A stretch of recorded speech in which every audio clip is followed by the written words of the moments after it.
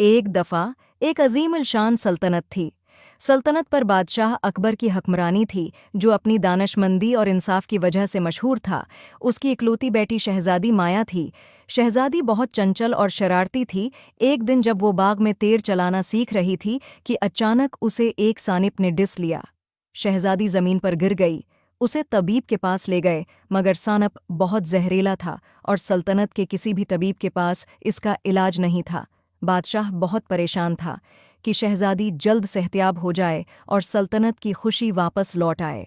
बादशाह ने दूर दराज से तबीबों को बुलाया, लेकिन किसी के पास भी जहर का तोड़ नहीं था।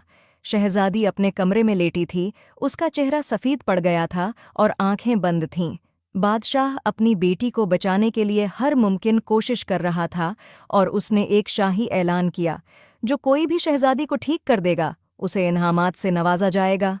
एक शाम एक दाना शख्स महल के दरवाजे पर आया, जो कि शहजादी की बीमारी का सुनकर आया था।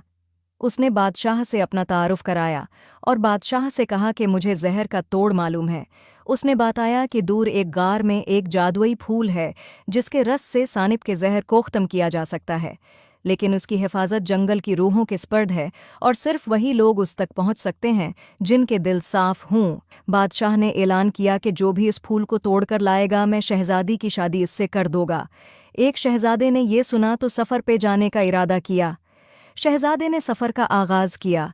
जंगल में जानदार मखलूक़ात थीं, लेकिन उनके रास्ते में कोई रुकावट नहीं डाल रही थीं। आखिरकार शहजादा इस गार में पहुंचा। उसने वहां एक चमकता हुआ चमकदार फूल था, जिसकी पंखड़ियों पर चांदनी की मानंद चमक थी। शहजादे ने फूल को नरमी से छुआ। जैसे ही उसने ऐसा किया, उसने एक परी को अपने सामने पाया, जो कि फूल की हिफाजत करती थी। परी ने शहजादे से कहा, फूल हासिल करने के लिए तुम्हें चंद सवालों का जवाब देना होगा। परी ने पूछा, वो क्या चीज़ है जो बग़ैर पर के उड़ती है, बग़ैर मन्ना के बोलती है और बग़ैर पाँव के चलती है? शहजादे ने कहा, हुआ।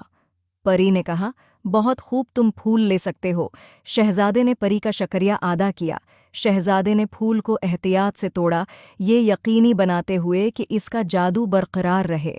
चमकदार गल के साथ शहजादा जल्दी से महल आया। उसने जादुई फूल को बादशाह को दे दिया और बादशाह ने शाही तबीबों के हवाले किया, जिन्होंने शहजादी के लिए एक ख़ास दवा तैयार की। जब शहजादी ने ये दवा पी तो उसकी आंखें खुल गईं और वही चमक वापस आ गई जो पहले गायब थी। अबू, उसने आहिस्ता से कहा। उसकी आवाज़ में शुक्रगुजारी और हैरत थी। मैं बेहतर महसूस कर रही हूँ। बादशाह ने खुशी के आंसुओं से अपनी बेटी को गले लगा लिया। सल्तनत ने खुशी मनाई, शहजादी की माजिज़ाती सेहतियाबी का जश्न मनाते हुए।